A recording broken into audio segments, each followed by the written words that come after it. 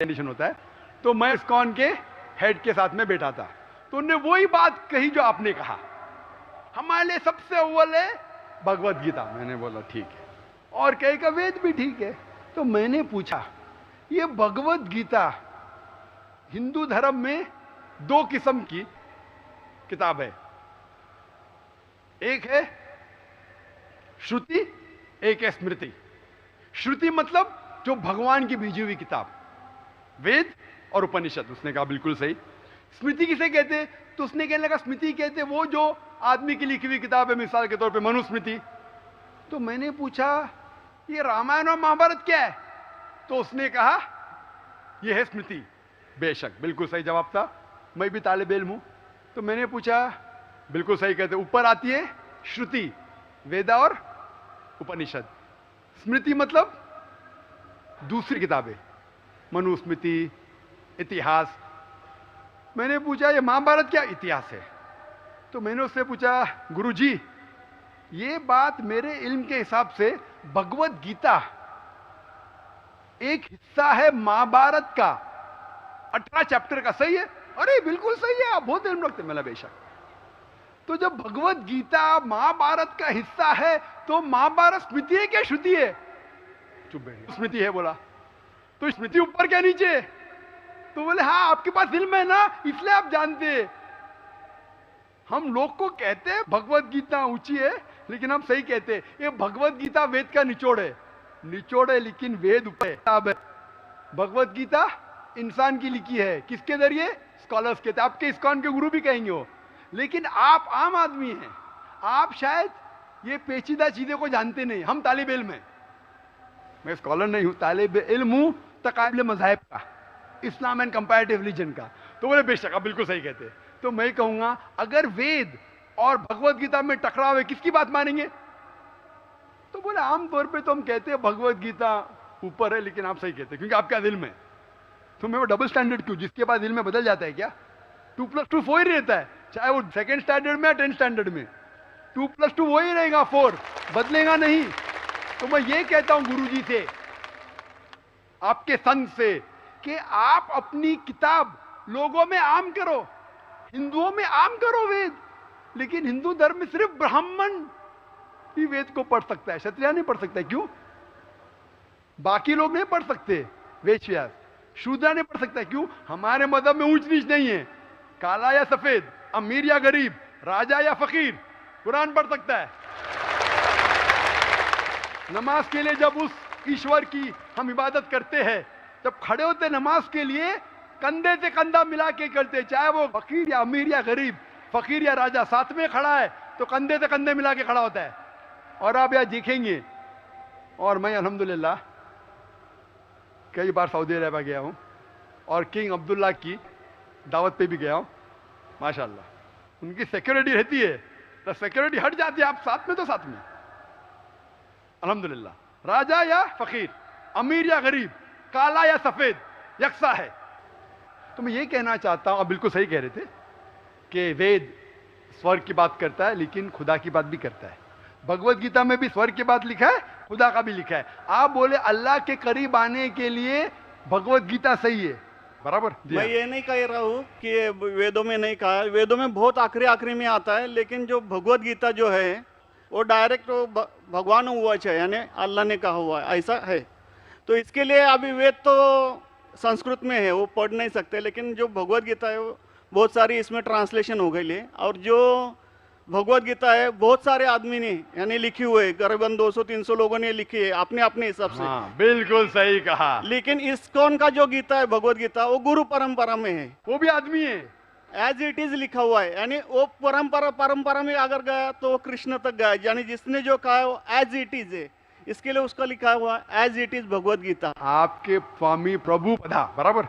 Yes, बराबर हुआ, स्वामी प्रभुपदा। प्रभुपदा इंसानी थे ना? हाँ, इंसानी थे ना, मैं किधर ना बोल रहा हूँ। ये हमारा कुरान जो है ना, डायरेक्ट अल्लाह की तरफ से तो ना मोहम्मद सल्लल्लाहु अलैहि वसल्लम ने लिखा है। वही हम लोग ने ये कुरान जो है डायरेक्ट अल्लाह की नाज़िल यूं बहू।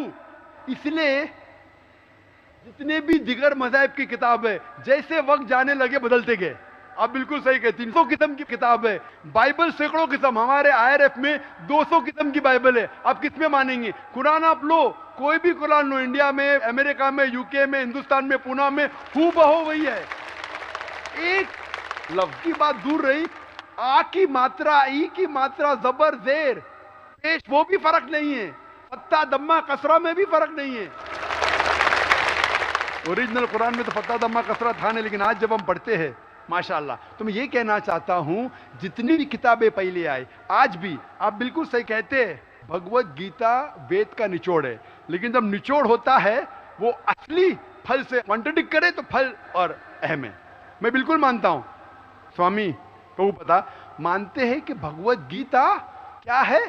वेद का निचोड़ है। और वो कहते हैं, मैं भी पढ़ चुका हूं, आपकी Bhagavad Gita as it is पढ़ चुका हूं, उसमें ही लिखा, उसका ही ट्रांसलेशन था।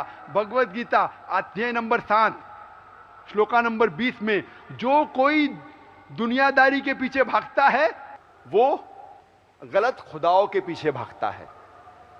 आपकी भगवत गीता में लिखा एज इट इज में, और उसका अगर प्रीफेस पढ़ेंगे उसमें लिखा है कि ये जो वेद है वो गाय है, भोज से गाय है, और कृष्ण क्या है? दूध निकालने वाला इंसान, और दूध क्या है? भगवत गीता है। सही कह रहा हूं कि नहीं? प्रीफेस में लिखे है। कौन कहता है? आपके स्वामी प्रभुपदा।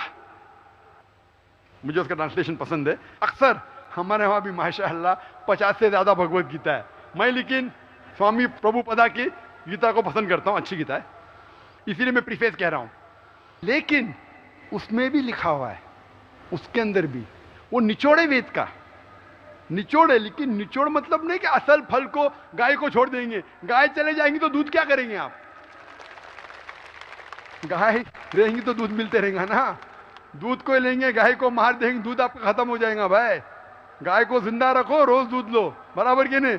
दूसरे बच्चे पैदा करेंगे गाय, लेकिन तो गाय को मत छोड़िए। इससे हमें पता लगता है, उसमें लिखा हुआ है, आपके वेद में लिखा हुआ है कि और एक पैगंबर आने वाला है।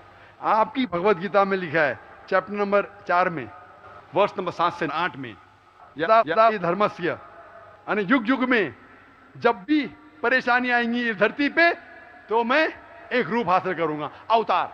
अवतार की सही मानी आपको मिलेगा वेद से, उसमें पता चलता है जिसे हम कहते हैं पैगंबर।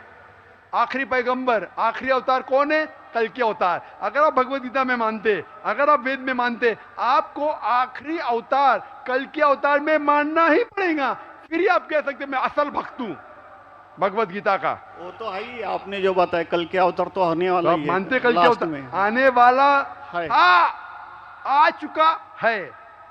और उसमें लिखा था कल के अवतार की मां के नाम क्या है? सुमति। सुमति की मानी अमन, अरबी में कहते हैं आमिना।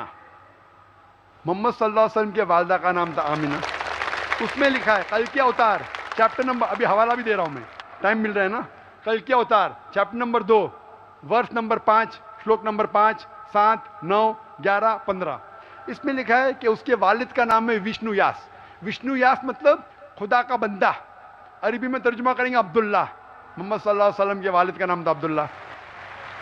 उसमें लिखा है वो इसी जगह में पैदा होंगे जो अमन की जगह है। हम मानते हैं कि मक्का एक अमन की जगह है। उसमें लिखा है कि वो उस फैमिली में पैदा होंगे जो उस इलाके के अमीर होंगे। हम जानते हैं कि कुरैश के फैमिली में पैदा हुए थे मोहम्मद सल्लल्लाहु अलैहि वसल्लम।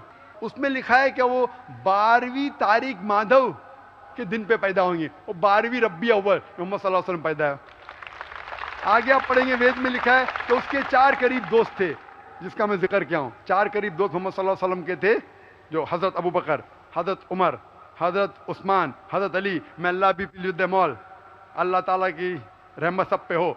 किसके बारे में जिक्र करें? उनको सबसे पहली जो वही आएंगी वो आएंगी एक गार के अंदर। हम जानते हैं मोहम्मद सल्लल्लाहु अलैहि वसल्लम सबसे पहली वही आए गारे हिरा में। फिर वो करेंगे हिजरत नॉर्थ की तरफ, फिर से वापस आएंगे। मोहम्मद सल्लल्लाहु अलैहि वसल्लम हिजरत की मदीना जो नॉर्थ के ऊपर है, फिर से वापस आए। मैं तो 1 घंटा सिर्फ तस्करा कर सकता हूँ मोहम्मद सल्लल्लाहु अलैहि वसल्लम हिंदू धर्म में, वक्त नहीं है। मैं ये पूछना चाहता हूँ, आप मानते क्या इस कल के अवतार में? आप मानते मोहम्मद सल्लल्लाहु अलैहि वसल्लम आखिरी पैगंबर है? मैं तो कुरान 3 बार पढ़ा हूँ साहब, मैं तो मानता हूँ कुरान को, वो बात नहीं है। मानना सिर्फ जरूरी नहीं, अमल करना जरूरी है। मैं कहूंगा मैं खुदा को मानता हूं, खुदा की बात पे अमल ना करता हूं तो बेकार है। मैं कहता हूं मैं मेरे वालिद से बहुत मोहब्बत करता हूं, वालिद की बेइज्जती करता हूं, वालिद की बात नहीं मानता हूं, वालिद से बदतमीजी करता हूं, तो क्या फायदा? आप समझ रहे ना?